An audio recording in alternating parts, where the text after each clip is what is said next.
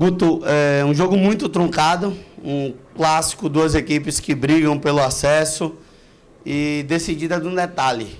O que é que você pode falar sobre essa partida de hoje, onde também o Bahia quebrou um tabu, que eram 3 derrotas consecutivas para a equipe do Sport? Marinho, se fosse resumir em poucas palavras, você falou tudo. Um jogo difícil, equilibrado, truncado. Eu acho que no primeiro tempo a gente teve mais volume de jogo. No segundo tempo, em determinado momento, antes das substituições, a gente tinha caído bastante de rendimento. E a gente não pode esquecer que tem alguns jogadores tipo o Mugni, que ficou um longo tempo parado, então ele está retomando o ritmo dele. E ele é um jogador que se multiplica dentro de campo, né? Então é normal ele cansar. Djalma também é um jogador que está entrando, a mesma condição, jogou o tempo todo, o jogo passado. E assim vai, né? O Davó sentiu câimbras, né? E quando parecia que a coisa poderia piorar, né? Porque se fosse analisar pelo que foi passado, no jogo passado, que nós começamos com o Jacaré e Raí, né? E todo mundo falou que eu errei, e hoje quem decidiu foi Jacaré. No momento, tudo passa pelo momento, pela equipe adversária, pelo que está acontecendo. Cada jogo é um momento. Cada jogo é um momento. E hoje, o jogo passado, todo mundo pedindo a saída do Jacaré, e hoje todo mundo vibrando com o gol do Jacaré. Acho que você destacou muito bem a retomada, né? Um triunfo muito importante contra uma equipe que vinha vencendo a equipe do Bahia, que estava engasgado, e o nosso torcedor pôde vibrar com essa situação. Um jogo no detalhe, um detalhe importante, num belo chute de fora da área do Jacaré de pé esquerdo, né? De pé esquerdo no meio da rua. E eu acho que a equipe se superou, a equipe como vem jogando aqui, né? Mais do que a equipe, é o que eu falo sempre, aqui é fantástico, né? Hoje eu vi coisas aqui dentro que há muito eu não via, né? Há muito eu não via. Eu acho que nem no ano que nós ganhamos a Copa do Nordeste, 2017, que a gente estava numa crescente, e eu vi a torcida do Bahia com tanta energia. Em determinado momento do jogo, estava a Fonte Nova inteira de pé, pulando e gritando, empurrando o Bahia. Eu só esqueci a música que eles cantavam. E não. Porque vamos lutaremos e ganhar. Não. É uma. Não é não. Nós temos que ganhar. Vamos, Bahia. Não. Ah, Isso aí passou.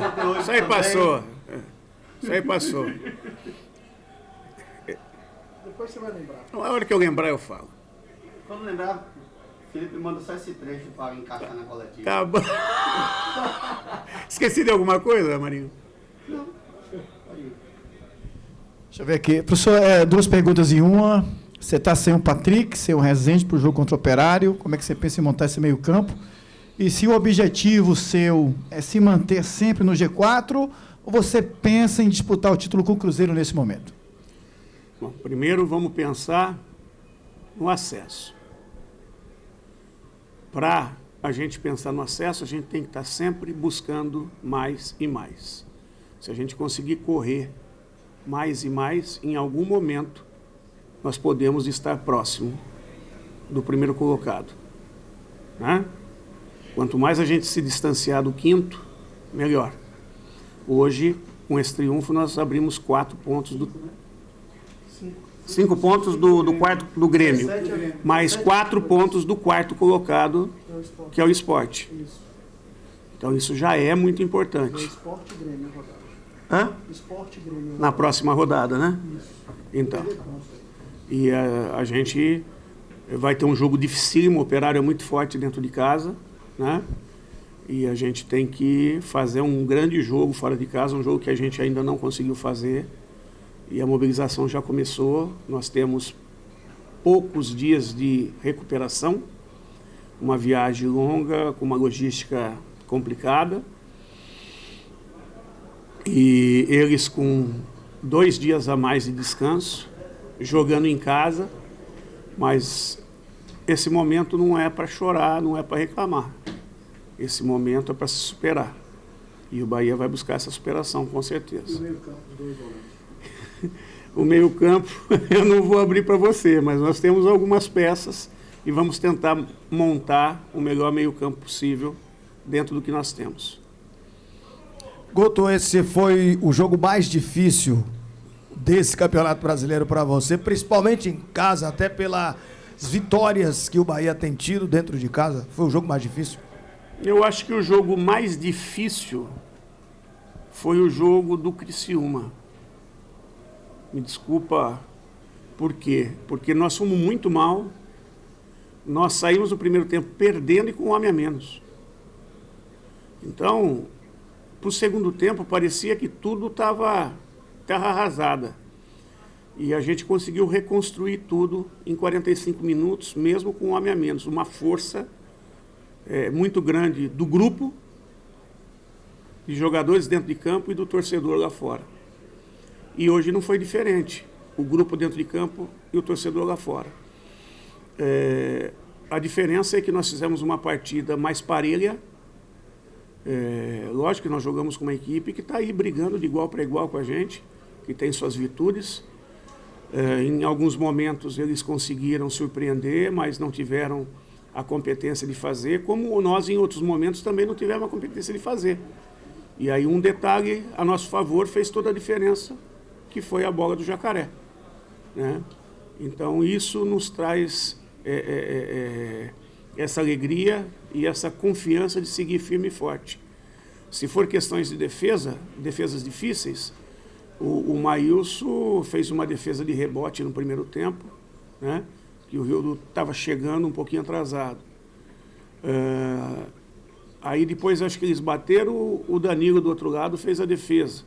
Então foi um jogo parelho, lá e cá, lá e cá, lá e cá, de 2 equipes que buscaram vencer o tempo todo. E que bom que nós que fomos o clube e a equipe que triunfou. Guto, existe alguma razão para o Marco Antônio não ter sido relacionado, sentir falta dele na escalação? E também um pouquinho sobre, mudando um pouco de campeonato, o que você pode falar sobre o sorteio que ocorreu ontem pela Copa do Brasil, o adversário do Bahia, o Atlético Paranaense? Teve um motivo, sim, do Marco Antônio, né? Vocês anunciaram? Na hora da escalação, foi anunciado que o Marco Antônio está entregue no departamento médico. Ele tem uma lesão, né? Ele saiu do jogo, mas saiu... como é que se diz? Ele foi suspenso primeiro? Foi suspenso, e aí no primeiro treino ele sentiu uma lesão e agora está em processo de recuperação. Em relação ao Atlético Paranaense, eu só posso dizer o seguinte: qual equipe é fácil do sorteio? Porque não tinha como escolher ninguém. Veio o Atlético, uma equipe dificílima para se enfrentar, mas a gente tem que olhar também os nossos valores, também a nossa competência e acreditar que a gente pode fazer uma grande fase da competição e fazer de tudo aí para passar mais essa. Respeitando muito eles, né? Guto, boa noite, parabéns pelo resultado. Aqui estou. Você perguntou, estou aqui. É o seguinte, Guto, depois do jogo contra o Tombense, você falou em ter uma conversa dura com seus jogadores a respeito do comportamento que a equipe vinha tendo. Você também citou alguns fatores positivos que a equipe vinha até criando, mas estava faltando essa efetividade. Nessa conversa dura com os jogadores, que resposta você espera já para esse jogo do Operário no sábado? A gente espera que a equipe possa ter comportamentos que a gente tem tido aqui dentro, né? E aqui dentro a gente tem sido muito forte. A gente não pode esperar a energia do nosso torcedor na arquibancada, porque nós vamos enfrentar uma energia contrária ali. Mas nós temos que ter força para superar essa pressão externa do outro clube, essa força que todo clube que joga dentro de casa tem, né, para primeiro equilibrar o jogo e depois desequilibrar a nosso favor. Internamente você fica incomodado com essa história de o Guto fora de casa não rende tanto e tal? Cara, sabe o que acontece? Se você pegar histórico nosso, eu não consigo enxergar isso. Por quê? Porque nas equipes que a gente transitou e montou na sequência, isso não aconteceu. Por exemplo, 2017, nós ganhamos um monte de partidas fora e ninguém comenta nada, né? Comenta da campanha do Campeonato Brasileiro 2016, que nós tivemos que refazer a equipe. Nós trocamos o pneu com o carro andando e a gente não conseguiu achar as peças exatas para montar uma equipe forte. Uma equipe, para ter um equilíbrio, ela tem que ter jogadores de força no meio, né? Que foi o que a gente passou a ter em 2017 com o Edson, com o René e Matheus, né? Quando o Matheus jogava e tal. Mas principalmente com esses dois jogadores. Juninho já era um jogador mais leve.